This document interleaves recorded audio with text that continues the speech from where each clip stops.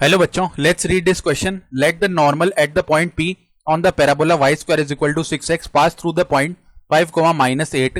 If the tangent at P to the parabola intersects its directrix at the point Q, then the ordinate of the point Q is. तो यहां पे देखो हमें ordinate of the point Q बताना है. क्या होगा, start कर लेते हैं हम की कॉन्सेप्ट से. तो देखो की कॉन्सेप्ट क्या हो जाएगा, हम जानते हैं equation of line passing through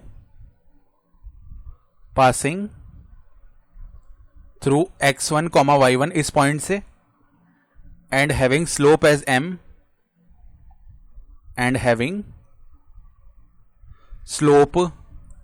m, इसकी जो इक्वेशन है लाइन की क्या होगी, y minus y1 is equal to m multiply में x माइनस x1. ठीक है, तो अब देखो डायग्राम बना लेते हैं हम. मान लो ये हमारे पास में y एक्सिस है इस तरीके का, ये x एक्सिस है. ठीक है, तो जो पैराबोला है वो कुछ इस तरीके से बनने वाला है. ये मान लो हमारा पैराबोला हो गया. ठीक है, और इस पर कोई पॉइंट मान लेते हैं हम P. अब पैराबोला पे कोई भी पॉइंट कैसे मानते हैं हम, AT² 280 के फॉर्म में मानते हैं पॉइंट को. ठीक है, तो इस तरीके का पॉइंट आ गया. अब जो इक्वेशन है वो क्या थी, y² is equal to 6x. Standard equation parabola की होती है y² is equal to 4ax. तो कंपेयर कर लेते हैं. 4a का जो वैल्यू है वो 6 के इक्वल आ जाएगा, यानी a का वैल्यू 3/2 आ गया. अब a का वैल्यू 3/2 है तो इसकी डायरेक्ट्रिक्स क्या होती है, एक लाइन होती है x इज इक्वल टू यहाँ पे माइनस ऑफ a टाइप. तो डायरेक्ट्रिक्स कुछ ऐसे जाएगी और इसकी इक्वेशन होगी x is equal to minus 3/2. इसका फोकस आ जाएगा 3/2, 0. a, 0 होता है ना फोकस, तो 3/2, 0 आ गया. फिर बोला क्या हुआ है कि नॉर्मल जो है पास कर रही है पॉइंट P से पैराबोला पे. तो नॉर्मल के लिए देखो पहले तो हम क्या करते हैं, एक टेंजेंट बना लेते हैं ऐसे. ये मान लो इस तरीके की एक टेंजेंट है. ठीक है, और नॉर्मल जो है वो टेंजेंट के ऐसे परपेंडिकुलर जाएगी. तो मान लो ये P पॉइंट हमने नीचे मार्क कर लेंगे P पॉइंट को, ये P पॉइंट है. ठीक है, और ये नॉर्मल ऐसे जा रही होगी. और ये बोला हुआ क्या है हमें कि नॉर्मल जाती है and pass through the point 5, -8. ठीक है, तो 5, -8 इस पॉइंट से पास कर रही है. सही है, और जो टेंजेंट एट P है पैराबोला वो इंटरसेक्ट करती है डायरेक्ट्रिक्स को. तो डायरेक्ट्रिक्स को कहां पे इंटरसेक्ट कर रही है, पॉइंट Q पे. पॉइंट Q का जो x कोऑर्डिनेट है वो तो हमें पता ही है क्योंकि डायरेक्ट्रिक्स पे लाई कर रहा है. तो -3/2 x कोऑर्डिनेट होगा, y कोऑर्डिनेट मान लेते हैं y है. ठीक है, तो हमें y का वैल्यू बताना है क्या होगा. उसके लिए देखो पहले तो हम नॉर्मल की इक्वेशन लिखेंगे P पे. तो नॉर्मल की इक्वेशन के लिए हमें स्लोप चाहिए होगी नॉर्मल की. तो स्लोप देखो कैसे लिख सकते हैं हम जानते हैं जो इक्वेशन है पैराबोला की y² is equal to 6x है. इसको डिफरेंशिएट कर लेते हैं दोनों तरफ x के रेस्पेक्ट में. तो 2y dy/dx is equal to 6x का डिफरेंशिएशन 6, यानी dy/dx का जो वैल्यू है वो आ जाएगा 6/2y. तो ये तो dy/dx का वैल्यू आया. अब अगर हम -dx/dy इसका वैल्यू लिखेंगे तो यहां पे देखो इसका रेसिप्रोकल कर दो, 2y/6 और आगे माइनस भी है तो माइनस लगा दिया, यानी ये बन जाएगा माइनस का y/3. तो ये क्या होता है, -dx/dy स्लोप ऑफ नॉर्मल होता है. और ये किस पॉइंट पे लिख रहे हैं हम, P पे लिख रहे हैं. तो क्या आ जाएगा, माइनस ऑफ y कोऑर्डिनेट क्या है यहाँ पे 280, तो 280/3 ये होगी स्लोप. तो अब देखो इक्वेशन कैसे लिख सकते हैं, y माइनस में y1 का value 280 is equal to slope है -280/3 और x माइनस में 80², ये आ जाएगा. यानी ये क्या बन जाएगा, 3y माइनस में 680 इज इक्वल टू -280x और फर्दर यहाँ पे प्लस का 2a² t³. ये हो जाएगी इक्वेशन. सही है, ठीक है. तो अब हमें पता है कि ये जो नॉर्मल है ना ये कहाँ से पास कर रही है, 5, -8 से.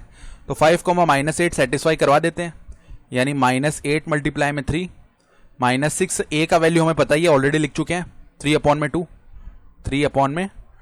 मल्टीप्लाई में t है इज इक्वल टू -2 मल्टीप्लाई में 3/2 मल्टीप्लाई में t मल्टीप्लाई में 5 प्लस में 2 मल्टीप्लाई में 3/2 का स्क्वायर यानी 9/4 मल्टीप्लाई में t³.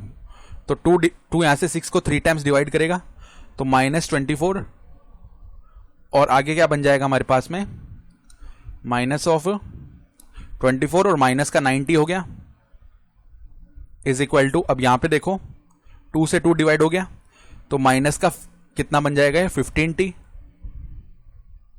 ठीक है। और फर्दर देखो इधर 2 डिवाइड कर देगा 4 को 2 टाइम्स, तो 9/2 टी क्यूब हो गया, तो प्लस का 9/2 टी क्यूब ये वैल्यू बन रहा है, ठीक है। तो अब देखो इसको सॉल्व कर लेते हैं।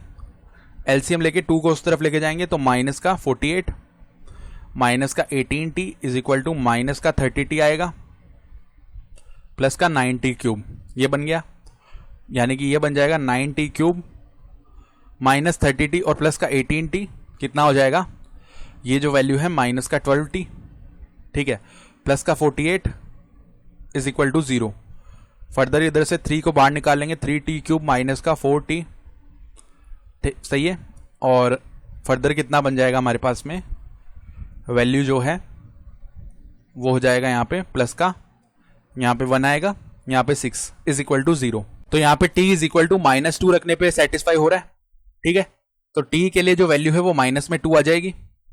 t की वैल्यू अगर -2 आ रही है तो अब हम जो हमारे पास में इक्वेशन है टेंजेंट की वो लिख सकते हैं आसानी से। तो टेंजेंट की इक्वेशन देखो क्या हो जाएगी, क्योंकि t की वैल्यू -2 आई ना, तो यहाँ पे देखो अगर हम टेंजेंट की इक्वेशन लिखना चाह रहे हैं तो वो क्या बन जाएगी हमारे पास में, तो लिख लेते हैं। देखो यहाँ पे टेंजेंट की जो इक्वेशन है y माइनस में कितना हो जाएगा 280, सो y माइनस में 2 मल्टीप्लाई में 3/2 मल्टीप्लाई में माइनस का 2, ठीक है, ये बन रहा है इज इक्वल टू स्लोप क्या हो जाएगी dy अपॉन dx जो कि 6 अपॉन में 2y है, तो 6 अपॉन में 2 मल्टीप्लाई में y कोऑर्डिनेट कितना है 280 है ना, तो 2 मल्टीप्लाई में a का वैल्यू 3/2 मल्टीप्लाई में माइनस का 2, और यहां पे क्या आएगा x माइनस में 80 स्क्वायर आएगा ना, तो a का वैल्यू 3/2 मल्टीप्लाई में t स्क्वायर का वैल्यू 4 हो जाएगा, ठीक है, ये वैल्यू बन रहा है।